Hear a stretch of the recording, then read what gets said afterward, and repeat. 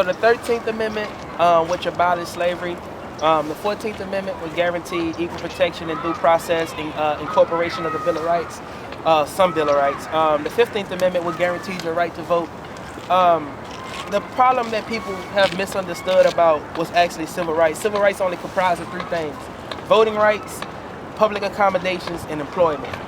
It's not education, it's not healthcare, any of these various things that you look to the government to lean on. You know what I'm saying? They've taken it upon themselves with multiple social programs to do certain things, but those are not your civil rights. So, with the 15th Amendment, if you was guaranteed the right to vote, which means one person, one vote. So now, these 4 million slaves have rights to vote, but they're not being allowed to vote in the South. You know what I'm saying? They, after the Civil Rights Bill of 1875 was deemed unconstitutional, it went to de facto laws. De facto laws were something like the Black Code, the Grandfather Clause, the poll tax, lynch law, all of these various things that you were better left off in bondage, if you were going to be suffering under. When blacks got their freedom, the first thing they organized and did, they wanted to get rid of lynching law.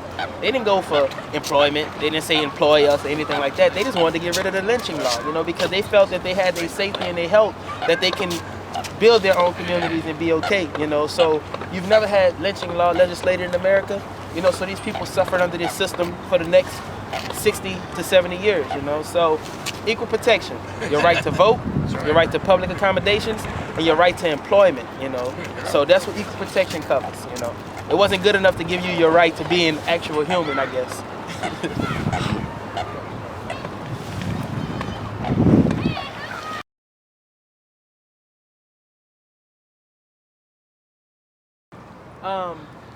So Lincoln being Republican, he freed the slaves. Black then, became Republican because that seemed like the party that was backing them. The Republicans felt that blacks were unskilled, and the Republicans were becoming a party of big business. The industrial age was going on, revolution rather.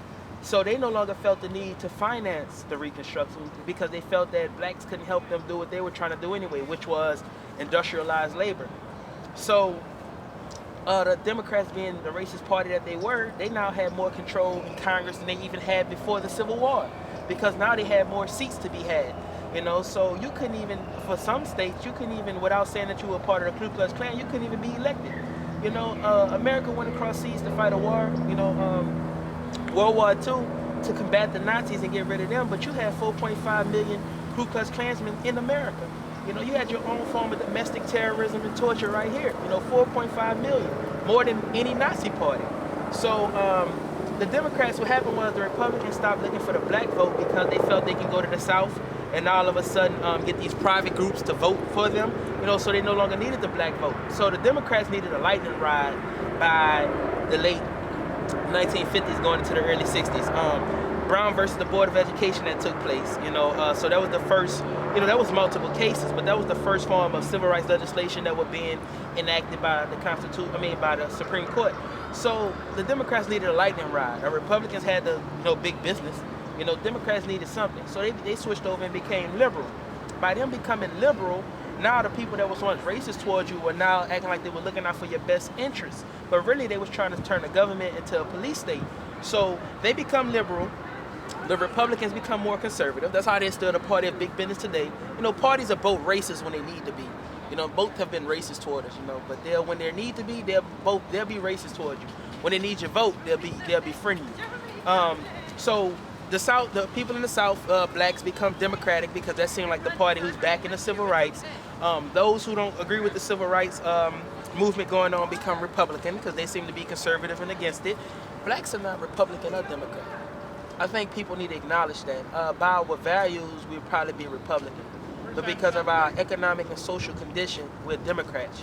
We feel like they should break it off, break off the pie. You swing a vote. You swing an election. You make it 51-49, 52-48 and things like that. You don't truly make it up. That's why even now, the only, especially in the last 20 years, the only serious legislation you've had for blacks has all been in the criminal justice system. You know what I'm saying? Stuff like 3 strikes and things like that. They haven't really made any strong legislation for you because you are not their concern, because now at one point you were voting, but now you're not even doing that. So for them, everything is based on, power and politics, money and politics rather, so it's political, So if you're not a part of their they've always backed you for their own political advances. So if you're not participating politically, they don't even have the need to actually develop legislation that's going to benefit you. So.